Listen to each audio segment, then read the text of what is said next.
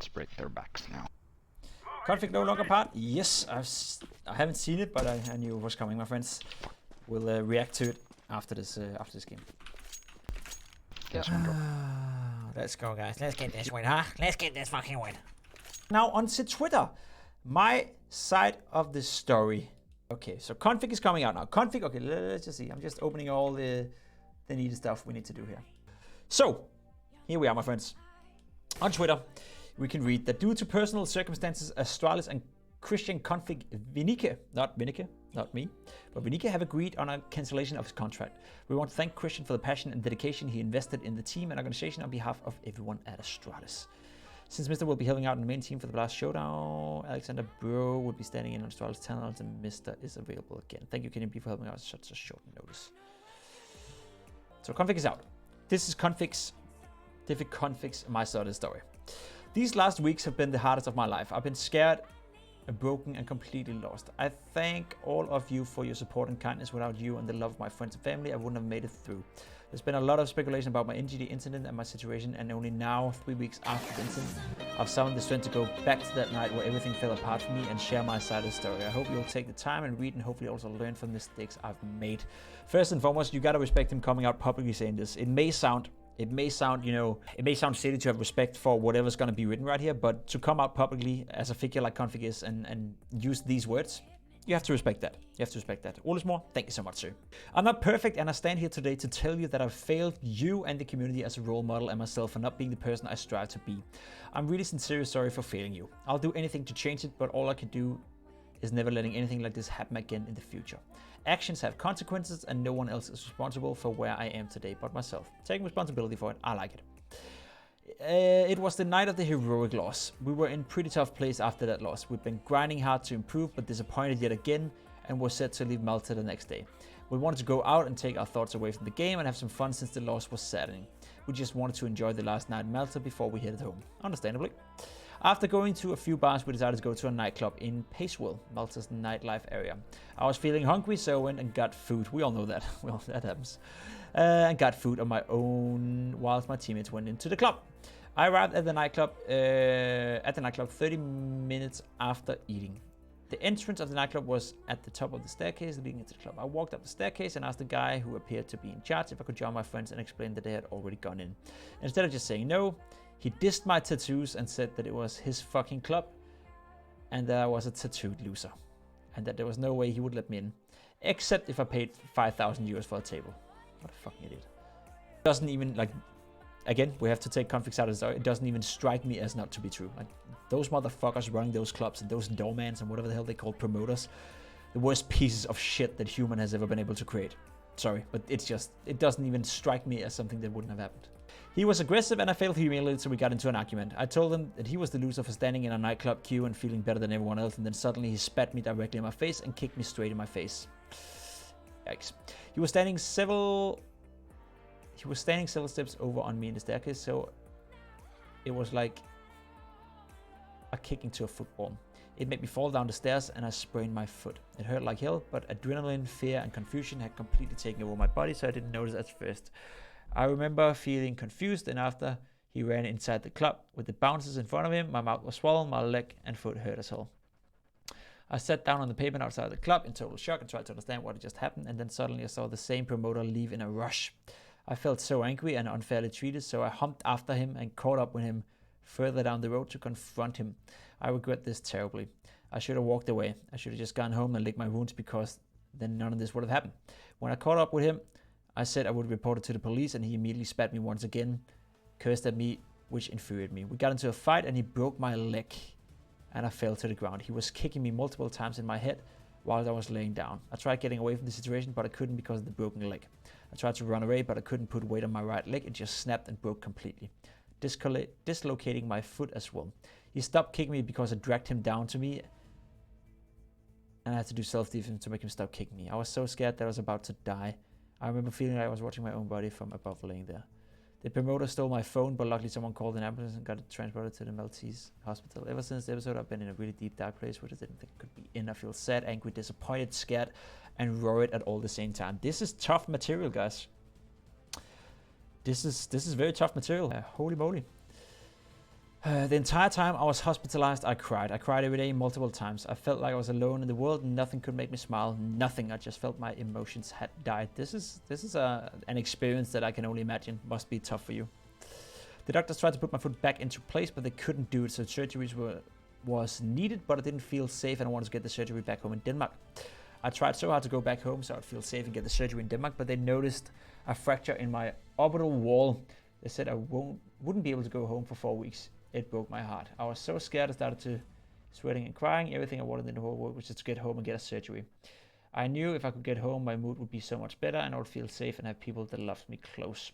After communication with Danish doctors through emails, they allowed me to travel because there wasn't air captured under my eye. If there was air under my eye, there would have been a chance of me going blind on my right eye because of air pressure. Thursday, 22nd of September, I came home to Denmark. I went to the hospital first thing when I landed in the airport. I came in, they tried to put my foot in my place, but they couldn't do it. I've never experienced so much pain. I can't explain how bad these days have been. My sleep was non-existent. I was sleeping around 1 to 2 hours a night and I was constantly scared.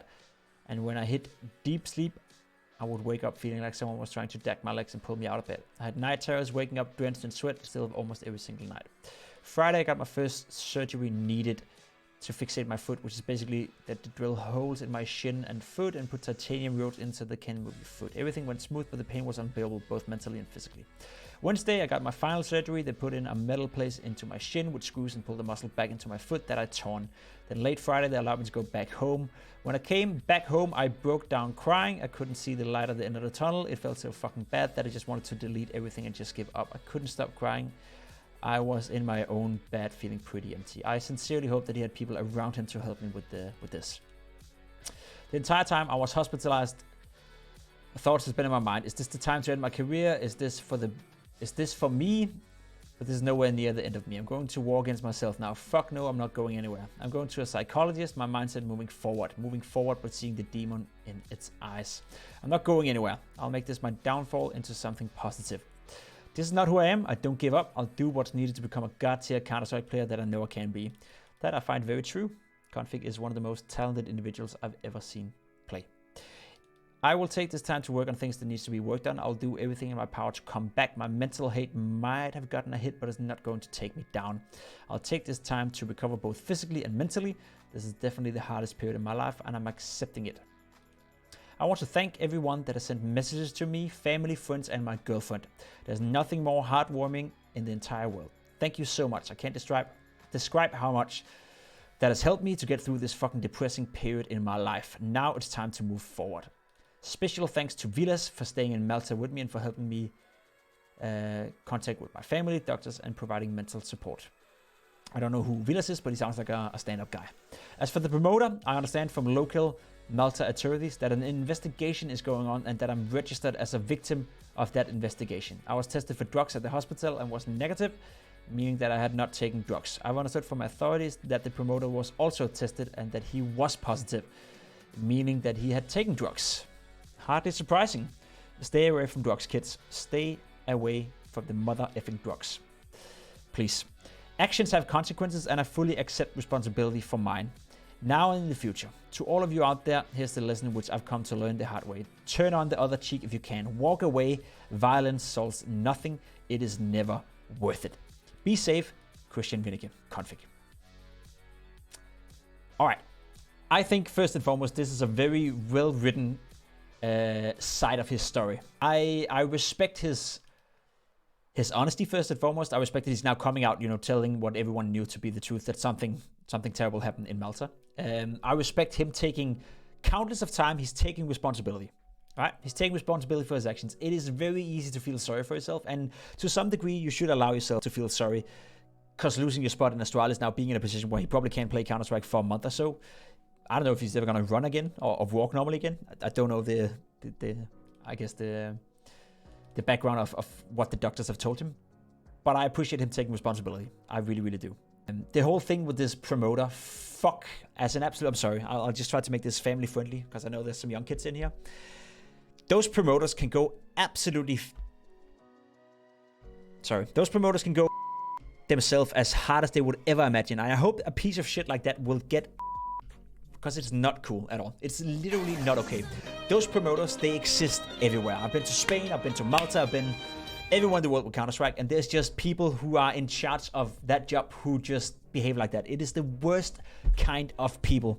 There's a lot of doormen in Denmark, in Aalborg, where I live as well, who are nice, respectable fathers, who are nice, respectable guys. It is a job that you can maintain without being a douchebag. It is a job that you can have without being a but for some reason, the vast majority of those guys, and it may be a little bit condescending right here, are terrible. Absolutely terrible. Zero respect for that kind of behavior. Now, k0nfig, of course, he's completely right. k0nfig is completely right. The fact that he initiated this fight, the fact that he ended up in a fight was a massive issue. The fact that it went from a swollen foot, the fact that it went from a sore foot, maybe a sprained ankle or a sprained foot, to him breaking his leg completely is a massive issue because he sort of like didn't turn the cheek away as well. I think he said it pretty well, right?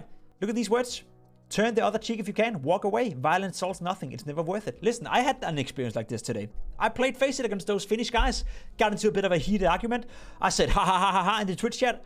Sorry, in the in-game chat, because they did something outrageously stupid, which of course shit happens. They said question mark. I explained what I thought was stupid. They took that as an offense and started to insult me personally. What I should have done was walk away. What they did in the game was stupid. But I shouldn't have commented on it. I should have walked away, should have turned the other cheek. I then commented on it. I tried to explain myself. I initiated in the fight. And it ended up being them personally insulting me and not looking pretty, right?